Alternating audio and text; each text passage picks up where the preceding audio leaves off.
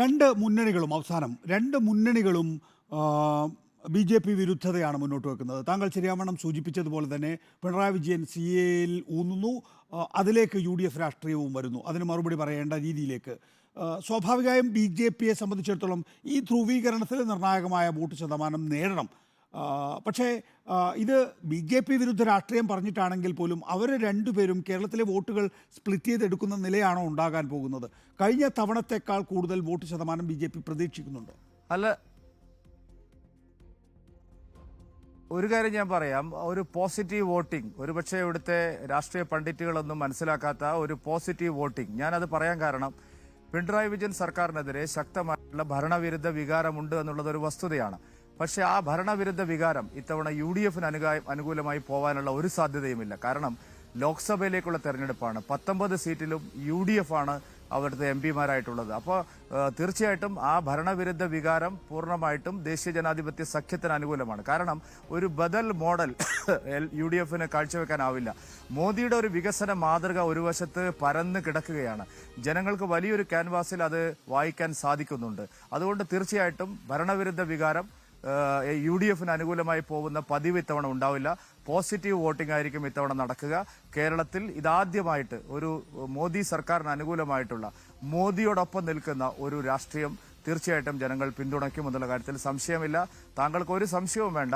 കഴിഞ്ഞ തവണ ഞങ്ങൾക്ക് കിട്ടാതിരുന്ന മതന്യൂനപക്ഷ വിഭാഗങ്ങളുടെ വലിയ പിന്തുണ എല്ലാ മികച്ച മണ്ഡലങ്ങളിലും ഞങ്ങൾക്ക് ലഭിക്കും.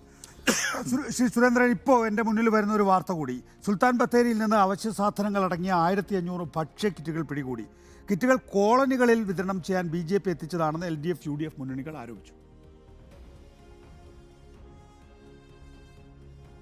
നികേഷ്, വയനാട്ടിലെ ആദിവാസി ഗോത്ര വിഭാഗങ്ങളെ യു ഡി എഫും എൽ ഡി എഫും ആക്ഷേപിക്കുകയാണ്, പരിഹസിക്കുകയാണ്, അപമാനിക്കുകയാണ്. കാരണം ഇങ്ങനെ ഒരു കിറ്റ് ആരുടെയോ കയ്യിൽ നിന്ന് പിടികൂടിയ ഉടനെ തന്നെ രണ്ട് മുന്നണികളും പറയുകയാണ് ഇത് ആദിവാസികളുടെ കോളനികളിൽ വിതരണം ചെയ്യാനാണ്. എന്തൊരു നീചമായ പ്രചാരണമാണിത്. ആദിവാസികൾക്ക് മാത്രമേ ഈ കിറ്റ് പിന്നെ കൊടുക്കാൻ സാധിക്കുള്ളൂ. എന്താണ് അതിന്റെ അർത്ഥം? ഒരു ജനതയെ ഇത്രയും കാലം വഞ്ചിച്ചവർ ഇപ്പൊ പറയാണ് ആദിവാസികൾക്ക് ബി ജെ പി കിറ്റ് കൊടുക്കുന്നു. എന്തടിസ്ഥാനത്തിലാണ്? അങ്ങനെ ഒരു എഫ്ഐആർ ഉണ്ടോ? അതായത് ആ നടന്ന സംഭവം ഞാൻ മനസ്സിലാക്കുന്നത് ഒരു ക്ഷേത്ര കമ്മിറ്റി അവരുടെ ഒരു ഭക്തൻ അവിടെ നൽകിയിട്ടുള്ള ഒരു ഇതിന്റെ അടിസ്ഥാനത്തിൽ അവിടുത്തെ വീട്ടുകാർക്ക് അവിടെ അതേ ഒരു ഗൃഹപ്രവേശത്തോടനുബന്ധിച്ച് ഒരു ഭക്തൻ ആ ക്ഷേത്രത്തിൽ ഒരു അന്നദാനത്തിന് വേണ്ടി ഉണ്ടാക്കിയിട്ടുള്ള കിറ്റാണ്. അത് വീട്ടുകാർക്ക് കൊടുക്കാൻ വേണ്ടിയുള്ള കിറ്റാണ്. ഞങ്ങളുമായിട്ട് എന്ത് ബന്ധമാണുള്ളതിനുള്ള? എന്റെ പോയിന്റ് അതല്ല. ഇങ്ങനെ ഒരു കിറ്റ് വിവാദം വരുമ്പോഴേക്കും അല്ലെങ്കിൽ ഒരു കിറ്റ് സംശയം വരുമ്പോഴേക്കും എന്തിനാണത് ആദിവാസികളുടെ മേൽ ചാരുന്നത്?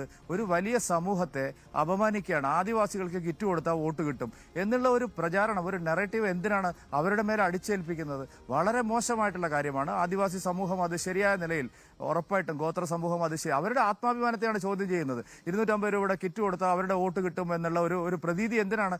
സിദ്ദിഖാണ് അത് ആദ്യമേ പറഞ്ഞത്. അതിൻ്റെ ഉള്ളിൽ ഒരു വലിയ ഗൂഢാലോചനയുണ്ട്. ഞാനത് പിന്നീട് പറയാം. കാരണം എങ്ങനെയാണ് നിങ്ങൾ ആദിവാസികൾക്ക് ഗോത്ര സമൂഹത്തിന് കിറ്റ് കൊടുക്കും? എന്തടിസ്ഥാനത്തിലാണ്? ഈ അരിയും ഈ പച്ചക്കറിയും പയറും ഒന്നും മറ്റുള്ളവരൊന്നും കഴിക്കില്ലേ? എന്താ ആദിവാസികളുടെ മേലെ മാത്രം അത് ചാരുന്നത്? അപ്പോൾ ആ സമൂഹത്തെ അപമാനിക്കുകയാണ് നികേഷ് കോൺഗ്രസും എൽ ഡി എഫും. ഒരൊറ്റ കാര്യം കൂടി ശ്രീ കെ സുരേന്ദ്രൻ, നോക്കൂ, ബി ജെ പി വടക്കേ ഇന്ത്യയിലും പടിഞ്ഞാറേ ഇന്ത്യയിലും വളർച്ചയുടെ പാരമ്യത്തിലായി.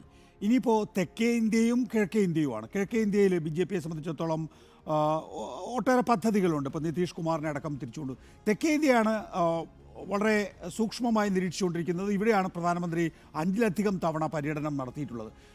വലിയ ഒരു ഉത്തരവാദിത്തം സംസ്ഥാന അധ്യക്ഷൻ എന്നുള്ള നിലയിൽ താങ്കളുടെ മേൽ ദേശീയ നേതൃത്വം ഏൽപ്പിച്ചിട്ടുണ്ട്. ആ ഉത്തരവാദിത്തം എത്ര കണ്ട് നിർവഹിച്ച് പൂർത്തിയാക്കാൻ കഴിയും? അത് 2024 ലോക്സഭാ തെരഞ്ഞെടുപ്പ് കഴിയുമ്പോൾ കേരളത്തിന് പൂർണ്ണമായിട്ടും ബോധ്യമാവും.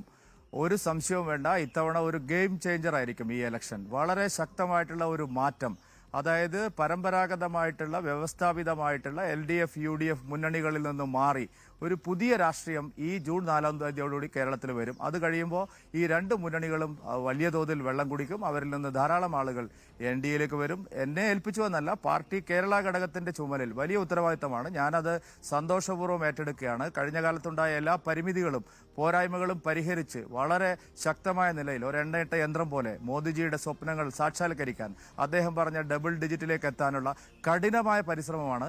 ഇത്തവണ അത് വിജയം കാണും, യാതൊരു സംശയവും അക്കാര്യം അക്കാര്യത്തിൽ എനിക്കില്ല. ജൂൺ 4 BJPയുടെ ദിവസമായിരിക്കും കേരളത്തിൽ.